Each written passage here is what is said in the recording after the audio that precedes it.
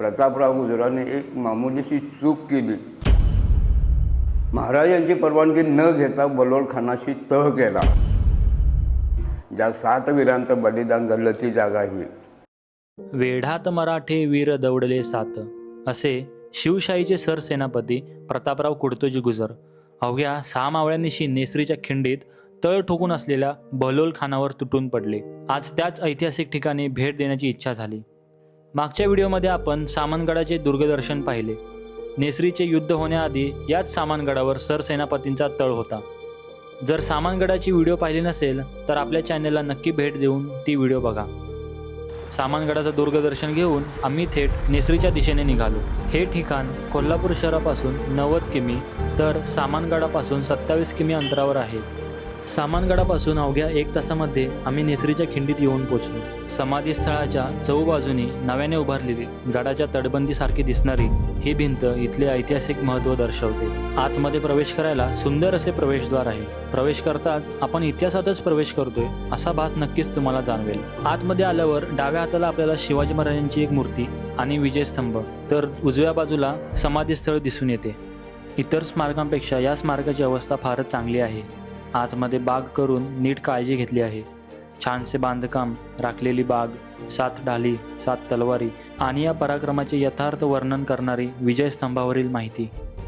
या समाधीस्थळाचे निष्ठेने सेवा करणाऱ्या इथल्या काकांनी इथल्या जागेचे महत्त्व आणि इथला इतिहास सांगितला. तो काही पुढील प्रमाणे. बाबा, हां बोला.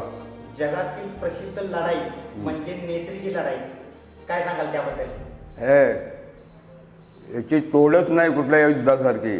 जागतिक पर्यटक स्थळ म्हणजे नेसरी पाऊणखिंड, नेसरीची खिंड अशी. अगदी सुरुवातीला 24 फेब्रुवारी 1674 महाशिवरात्री दिवशी ज्या 7 वीरांचं बलिदान झालं ती जागा ही. आणि ह्या 7 वीरांची जी समाधी बांधली होती महाराजाने, प्रत्यक्षात छत्रपती शिवाजी राजाने त्या 7 वीरांची समाधी ह्या ठिकाणी बांधलेली होती 400 वर्षापूर्वी. अगदी सुरुवातीला 15 एप्रिल 1673ला उमराणीला जे पहिलं युद्ध झालं बलोलखानाचं, त्यावेळेला त्या ठिकाणी बलोलखान हारतो. दाती तृण धरून क्षमा मागतो की आम्हाला मारू नका, आम्हाला सोडून द्या, आम्ही परत तुमच्या वाटेला कधी येणार नाही असं गयावया करतो आणि जीवाची भीक मागतो. त्यावेळेला महाराज रायगडावर राज्याभिषेकच्या तयारीत होते. त्यांना वेळ नव्हता. प्रतापराव गुजराने एक मामुलीशी चूक केली. महाराजांची परवानगी न घेता बलोलखानाशी तह केला. त्याला तह केला ती चूक म्हणता पण येत नाही आणि चूक म्हणता पण येते. कारण महाराजांची शिकवण अशी होती की जो शरण आला त्याला मरण नाही, असं महाराजांचं शिकवण होती. पण महाराजांचं एक मत होतं की समोरची व्यक्ती कोण आहे, हा जातीचा मुसलमान नागसाप केव्हा ना केव्हा तरी तो पलटी मारून डंक मारणारच, त्याला सोडायला नको पाहिजे होता असं महाराजांचं मत होतं. पण महाराजांच्या शिकवणीप्रमाणे ऐकून त्यांनी बलोलखानाशी तह केला, त्याला सोडून दिला, ते निघून गेले. आणि हे 7 वीर विसोजी बल्लाळ, विठ्ठल शिंदे, विसोजी पिल्ले वात्रे, सिद्धी हिलाल, कृष्णाजी भास्कर, राऊत आणि सरसेनापती प्रतापराव गुजर, हे 7 वीर सामनगडावर जाऊन थांबतात. बरोबर. आणि हाच बल्लोलखान पुन्हा 6 महिन्यानंतर बेळगाव कर्नाटकच्या दिशेने 20,000ची फौज घेऊन आपल्या कारवाया चालू करत करत करत या नेसरी खिंडीमध्ये येऊन तळ धरून बसला आणि आपल्या कारवाया परत सुरू केल्या. त्यावेळेला ही बातमी पण लगेच महाराजांना रायगडावर लागली. त्याबरोबर महाराजांनी प्रतापराव गुजरांना खरमरीत खदीचा पाठवला. बल्लोलखान नेसरी खिंडीमध्ये येऊन 20,000ची फौज घेऊन तळ धरून बसला आणि आपल्या कारवाया सुरू केल्या.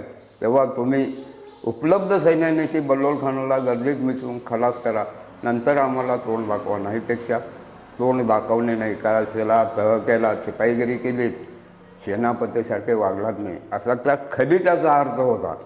ज्यावेळेला हा खदिता सामनगडावर ह्या 7 वीरांच्या हातात पडला, त्यावेळेला खदिता वाचल्याबरोबर हे 7 वीर पेटून उठतात. म्हणजे घोड्याला टाच मारतात ते डायरेक्ट नेसरी खिंड घालतात. आणि बलोलखानाच्या 20,000 सैन्यांनी सरळ घुसतात. मागचा पुढचा कुठलाच विचार केला नाही त्यांनी. तुंबळ युद्ध होतं, पण शेवटी उपयोग काय? 20,000 सैनिक कुठं आणि 7 वीर कुठं. वीर कुठं.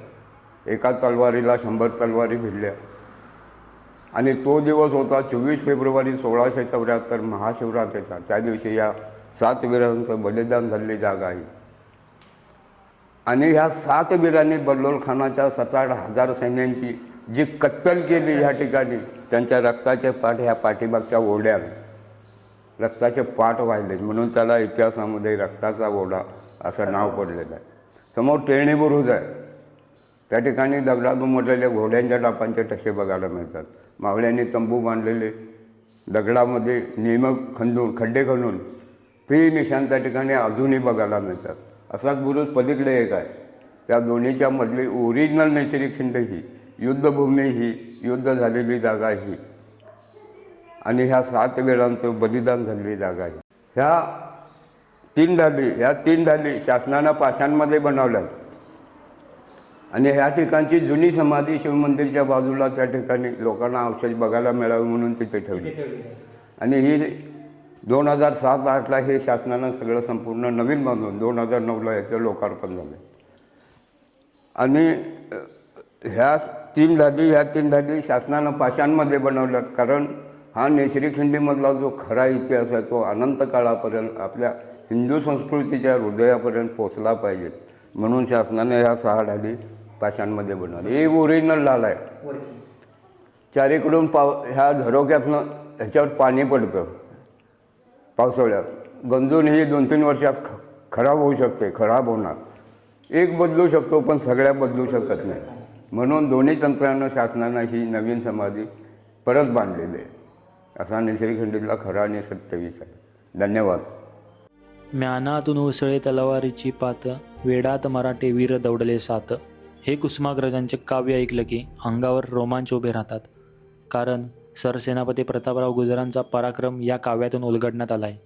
वेडात मराठे वीर दौडले 7 असे ज्यांच्याबद्दल बोलले जाते ते शूर सेनानी म्हणजे सेनापती प्रतापराव गुजर आणि त्यांचे 6 शिलेदार विसोजी बल्लाळ, विठोजी शिंदे, विठ्ठल पिलदेव अत्रे, दीपाजी राऊतराव, सिद्धी हिलाल, कृष्णाजी भास्कर यांच्या स्वामीनिष्ठेचा पराक्रमाचा इतिहास होय.